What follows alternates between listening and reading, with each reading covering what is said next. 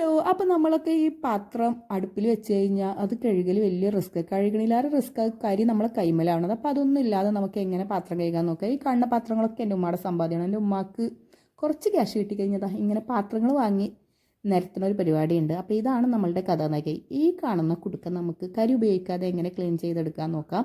അപ്പോൾ അതിനാകെ വേണ്ടത് ആകെ 2 സാധനങ്ങളാണ്. ഒന്ന് വേണ്ടത് നമ്മൾ കുളിക്കുന്ന സോപ്പില്ലേ, അത് 5 രൂപയുടെ ആയാലും 10 രൂപയുടെ ആയാലും ഒന്നും കുഴപ്പമില്ല. ആ ഒരു സോപ്പ് ഒരു സ്ക്രബും മാത്രം മതി. പിന്നെ നമ്മൾ സാധാ അങ്ങോട്ട് ഉരക്കി തന്നെ ഇതുമ്പോൾ വിര വീഴുന്നുള്ള പേടിയൊന്നും വേണ്ട കേട്ടോ.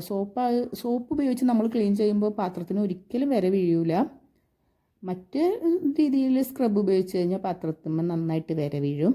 ഇതുപോലെ ഉപയോഗിച്ച് കഴിഞ്ഞാൽ പാത്രത്തിൽ വിര വീഴൂല. കാരണം ഞങ്ങൾ വർഷങ്ങളായിട്ട് ഈ ടിപ്സാണ് ഫോളോ ചെയ്യണത്.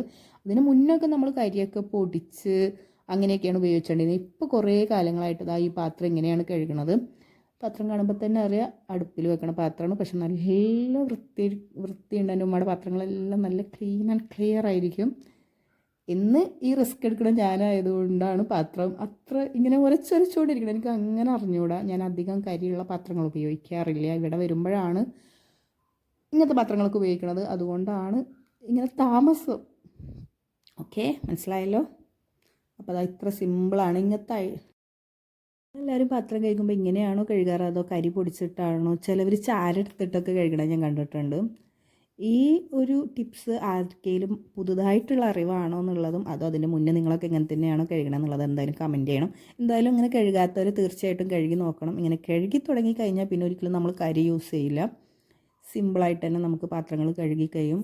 പ്രത്യേകിച്ച് ഞാൻ കരിയിട്ട പാത്രങ്ങൾ കഴുകാത്ത എന്താണെന്ന് വെച്ച് കഴിഞ്ഞാൽ കഴുകിയത് റിസ്ക് ആണെങ്കിൽ അത് കഴിഞ്ഞിട്ട് നമ്മളെ കൈ നോക്കുമ്പോൾ ആ കരി മൊത്തം ഉണ്ടായിരിക്കും. പക്ഷെ ഇങ്ങനെ കഴുകി തുടങ്ങിയ ശേഷം തീർച്ചയായിട്ടും എൻ്റെ കൈ ഒട്ടും കരി പിടിക്കാറുണ്ടായില്ല. പാത്രം കണ്ടോ വെട്ടിത്തിളങ്ങുന്നു. പിന്നെ ഈ പാത്രം ഇങ്ങനെ ഉരക്കണം എന്താണെന്ന് വെച്ചാൽ ഞാൻ പറഞ്ഞല്ലോ, എനിക്ക് അത്ര ഒരു പരിചയമില്ല. കുറേ കാലമായി ഞാൻ പാത്രങ്ങളൊക്കെ ഇങ്ങനത്തെ കരി ഒട്ടിച്ച പാത്രങ്ങൾ കേട്ടോ കഴുകാറില്ല. നമ്മൾ ഇവിടെ വരുമ്പോൾ ഫുൾ ഗ്യാസ്മേലാണ്. നാട്ടിൽ വരുമ്പോൾ മാത്രമാണ് കരി അടുപ്പിൽ വെക്കണത്. അതുകൊണ്ടാണ് എന്ന് ഞാൻ എടുത്തു പറയണത്. ഇനിയിപ്പോൾ എന്തോ കരി പിടിച്ച പാത്രമൊക്കെ കഴുകിയാൽ എന്നൊന്നും ചോദിക്കരുത്. അപ്പോൾ ഇത്രയേ ഉള്ളൂ. എന്തായാലും നിങ്ങളൊരു പ്രാവശ്യം ഒന്ന് ഫോളോ ചെയ്ത് നോക്ക്, സൂപ്പറാണ്. അപ്പോൾ ഇനി എൻ്റെ കൈ കാണണ്ടേ, ഒപ്പം തന്നെ കാണിച്ചു തരാം. കരിയൊന്നും പിടിച്ചിട്ടില്ല. വാവ്, സൂപ്പർ.